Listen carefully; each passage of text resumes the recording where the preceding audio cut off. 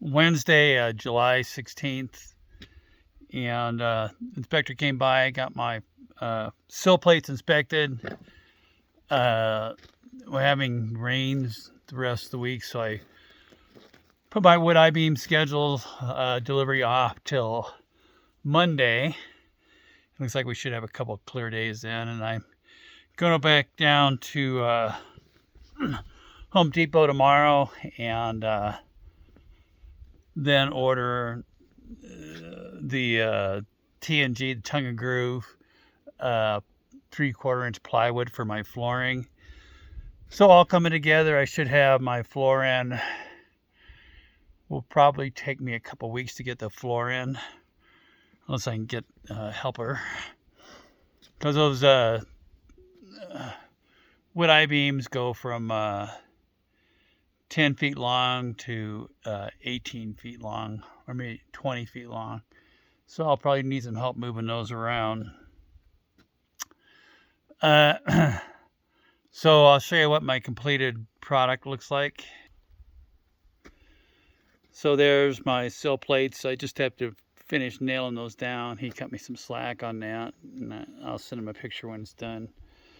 But I have my 2x8s down here and here, and have my center line 2x8s down, and then all the way around the circumference of the dome I have the sill plates down.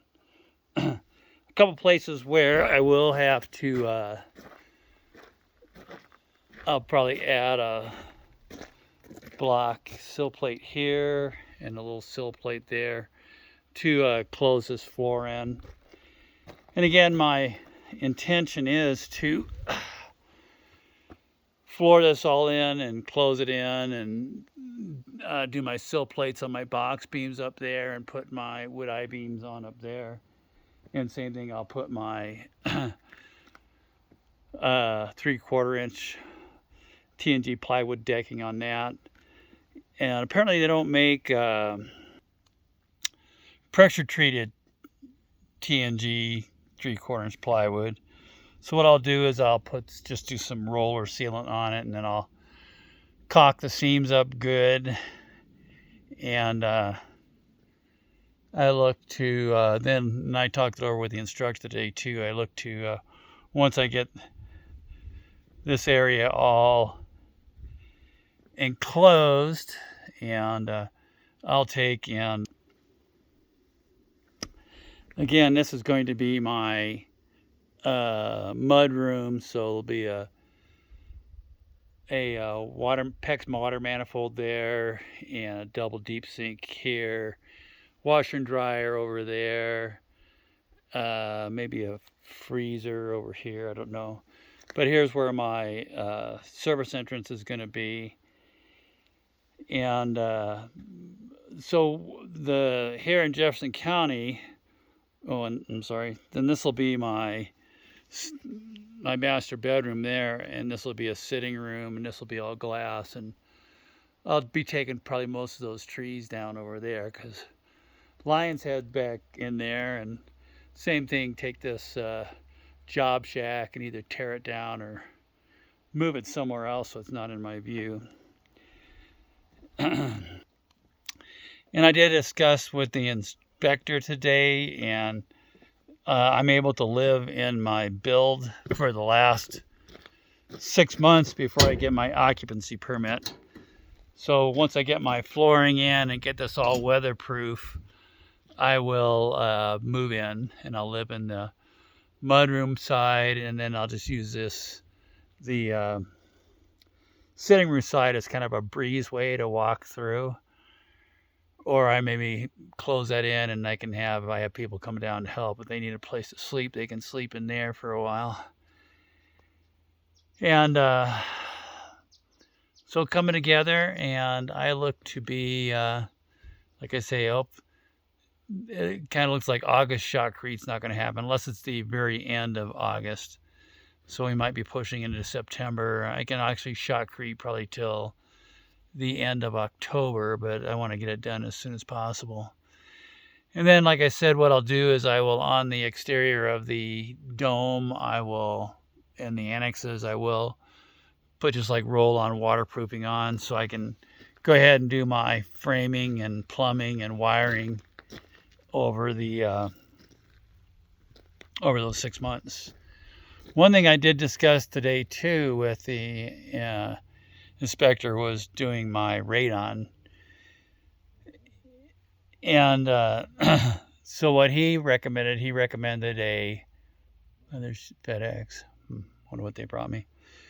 So they recommended that they have a new product called, look, I saved a screenshot of it. It's like a matte, porous matte flooring. So what I'll do, he said what I could do is I could lay it down in both these sides and since my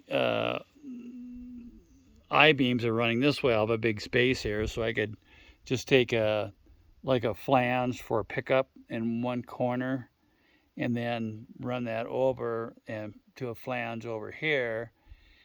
And I could actually dig under my footings, and I have to run this by my inspector to see what he says. So just on one side I could run under the footings and then run it into that area here. Same thing, I could do like a U pickup over, since my footing, my floor beams joists are running this way, so I could run it over that way and do this all area in, and then vent it out the end of the annex over here. Only difficult problem would be this area over here is has all these little compartments. So I could do the same thing, since my floor joists are still running in this direction. I could do a pickup there on that end, and same thing, a matting there. And I was thinking, why can't I just bump over this side and run into a pickup over here? Same thing, I could lay that matting down in this little area, and same thing, just run it through the PVC pipe through the flooring with flanges here and here, and of course there and there.